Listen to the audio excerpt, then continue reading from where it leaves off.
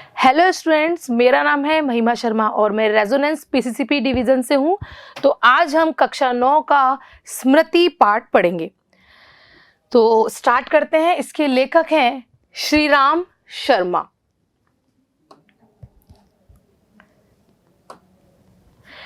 सबसे पहले हम पाठ सारांश देखेंगे।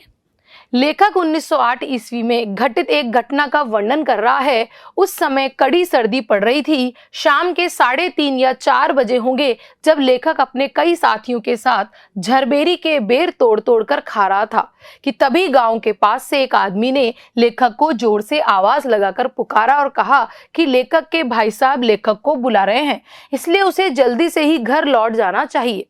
लेखक उस आदमी की बात सुनकर घर की ओर चलने लगा। लेखक के साथ लेखक का छोटा भाई भी था। लेखक के मन में उसके बड़े भाई साहब से मार पड़ने का डर था, इसलिए वह उदास सा घर की ओर चल रहा था। जब लेखक ने आंगन में भाई साहब को कोई पत्र लिखने पाया, तब उसके मन से पिटने का डर दूर हो गया।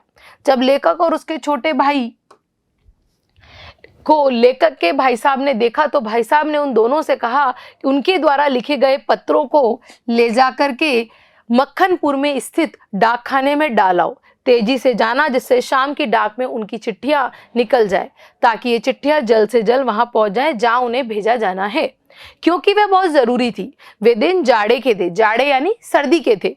दिन तो थे, साथ ही साथ ठंडी हवा के कारण उन दोनों को कपकपी भी लग रही थी। लेखक और लेखक के भाई ने कानों को धोती से बांधा। लेखक की मां ने रास्ते में दोनों के खाने के लिए थोड़े से चने भुने हुए दे दिए और उनको एक धोती में बांध दिया। दोनों भाई अपना अपना डंडा लेकर घर से निकल पड़े। उस समय उस बबूल के डंडे से उन लोगों को इतना प्यार था जितना लेखक आज की उम्र में राइफल से भी नहीं करता होगा। लेखक कहता है कि उसने न जाने कितने सांपों को उस डंडे से मारा था। चिट्ठियों को लेखक ने अपनी टोपी में रख लिया, क्योंकि लेखक के कुर्ते में जेबें नहीं थी, पॉकेट्स नहीं थी। उछलते कूदते बहुत ही जल्दी गांव से 220 गज दूर उस गांव कुएं के पास आ गए, जिसमें एक बहुत ही भयंकर काला सांप रहता था। मक्खनपुर पढ़ने जाने वाले लेखक की टोली यानी ग्रुप, दल पूरी तरह बंदर की टोली कही जा सकती है।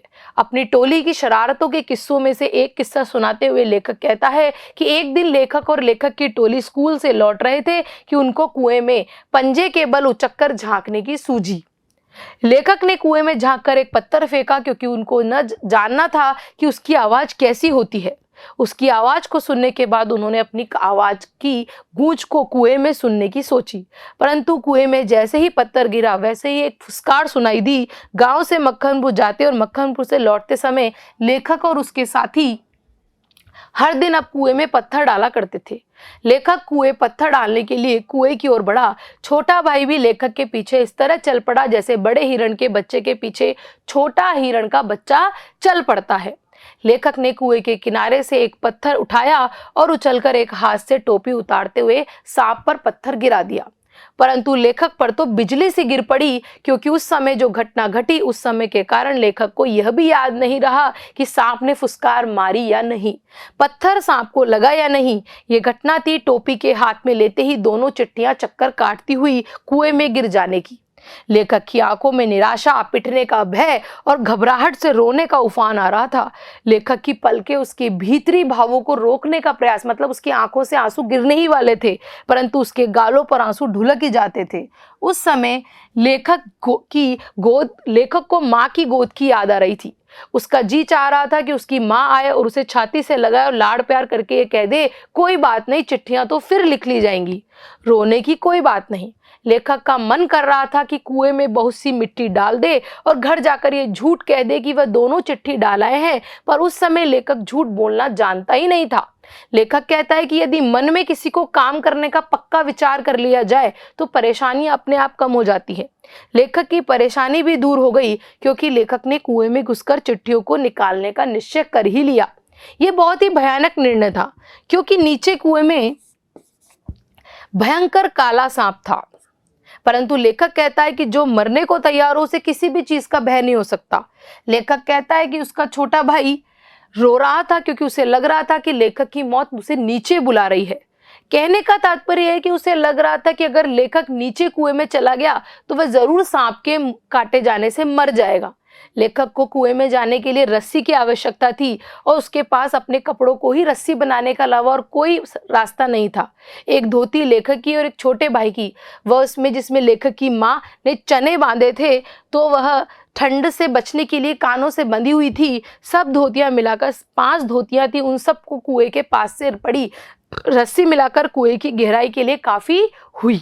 लेखक कुएं में धोती के सहारे जाने लगा तो उसका छोटा भाई रोने लगा। लेखक ने उसे भरोसा दिलाया कि लेखक कुएं के नीचे पहुंचते ही सांप को मार देगा और लेखक को यह भी विश्वास था कि वह नीचे पहुंचते ही सांप को मार देगा। इस विश्वास का कारण यह था कि इससे पहले भी लेखक ने अनेक सांप मारे थे। लेखक कहता है कि जब वह कुएं में उतर रहा था, जब कुएं के धरातल से वह 4-5 गज ऊपर होगा, तब लेखक ने ध्यान से नीचे को देखा। लेखक ने जो देखा उसे देखकर लेखक हैरान हो गया। कुएं के धरातल पर सांप अपना फन फैलाए धरातल से 1 हाथ ऊपर उठ रहा था। लेखक हमारी जानकारी के लिए कहता है कि कच्चे कुएं का व्यास चौड़ाई कम होती है, नीचे तो वह मुश्किल से 1.5 गज से भी अधिक नहीं होगा। ऐसी दशा में कुएं में लेखक सांप से अधिक 4 फुट की दूरी पर ही रह सकता था। वह ऐसी स्थिति में भी जब सांप लेखक से दूर रहने का प्रयास करता, पर उतरना तो लेखक को कुएं के बीच में ही था, क्योंकि लेखक का साधन यानी उसके द्वारा बनाई गई वह धोती की रस्सी बीचों बीच लटक रही थी। लेखक कहता है कि ऊपर से लटककर तो सांप को मारा नहीं जा सकता था, सांप को मारने के लिए कुएं में उतरना ही होगा। लेखक को एक उपाय सूझा। लेखक ने दोनों हाथों से धोती पकड़े और अपने पैर कुएं की बगल में रख दिए। दीवार से पैर लगाते हुए नीचे उतरा, कुछ मिट्टी नीचे गिरी। सांप ने फू फू करके आवाज निकालते उस मिट्टी पर मुंह मारकर हमला किया। लेखक के पैर भी दीवार से हट गए और लेखक की टांगे कमर से लटकती हुई समकोण बनाती रही। इससे लेखक को, समकोण का मतलब होता है ये वाला शेप, इससे लेखक को यह फायदा हुआ कि लेखक को सांप से दूरी और कुएं की परिधि पर उतरने का ढंग मालूम हो गया। लेखक ने झूलकर अपने पैर कुएं की बगल से सटाए और कुछ धक्के देने के साथ ही वह अपने शत्रु के सामने कुएं की दूसरी ओर 1.5 गज पर कुएं के धरातल पर खड़ा हो गया। लेखक और सांप दोनों की आंखें एक दूसरे से मिली। लेखक कहता है कि सांप को आंखों द्वारा सुनने वाला कहा जाता है, क्योंकि सांप के कान नहीं होते। लेखक कहता है कि उस स्थिति ने वह स्वयं भी आंखों से सुनने वाला हो रहा था, क्योंकि उसकी बाकी की इंद्रियां सेंसेशंस काम नहीं कर रहे थे। लेखक कहता है कि लाठी या डंडा चलाने के लिए काफी जगह चाहिए होती है जिसमें वे घुमाए जा सके। एक तरीका और था कि सांप को डंडे से दबाया जा सकता था, पर ऐसा करना मानो तोप के मुहाने पर खड़ा होना, यानी मौत के सामने आना। यदि फन या उसके समीप का भाग न दबा तो फिर वह सांप पलटकर जरूर काटता, और अगर हिम्मत करके लेखक फन के पास दबा भी देता तो फिर उसके पास पड़ी हुई 2 चिट्ठियों को वो कैसे उठाता। दोनों चिट्ठियां सांप के पास उसे सटी हुई पड़ी हुई थी और एक लेखक की ओर थी। लेखक तो चिट्ठियां लेने की कुएं में उतरा था। अब तक सांप ने कोई वार नहीं किया था, हमला नहीं किया था, इसलिए लेखक ने भी उसके डंडे से दबाने का ख्याल छोड़ दिया। लेखक के पास मारना या बिल्कुल छेड़खानी न करना, ये 2 रास्ते थे। इसलिए लेखक कहता है कि पहला तो लेखक की शक्ति के बाहर था, क्योंकि उसके सामर्थ्य से बाहर था। मजबूर होकर लेखक को दूसरे रास्ता का सहारा लेना पड़ा। लेखक कहता है कि जैसे ही उसने सांप की दाईं ओर पड़ी चिट्ठी की ओर डंडे को दबाया, वैसे ही सांप का फन पीछे की ओर हुआ। धीरे धीरे डंडा चिट्ठी की ओर बढ़ा और जैसे ही चिट्ठी के पास पहुंचा, सांप की फुकार के साथ काली बिजली तड़पी और डंडे पर गिरी। मतलब उसने उस पे अपनी पीव मार दी, हमला कर दिया। वह पीव और कुछ नहीं बल्कि विष था। लेखक के भाई को लगा कि लेखक की सांप के काटने से मौत हो गई है। लेखक को सांप के काटने से होने वाले दर्द और लेखक से बिछुड़ जाने के ख्याल से ही लेखक के छोटे भाई के कोमल हृदय को धक्का लगा। भाई के प्यार के ताने बाने को चोट लगी, उसकी चीख निकल गई, अर्थात वह बहुत अधिक डर गया।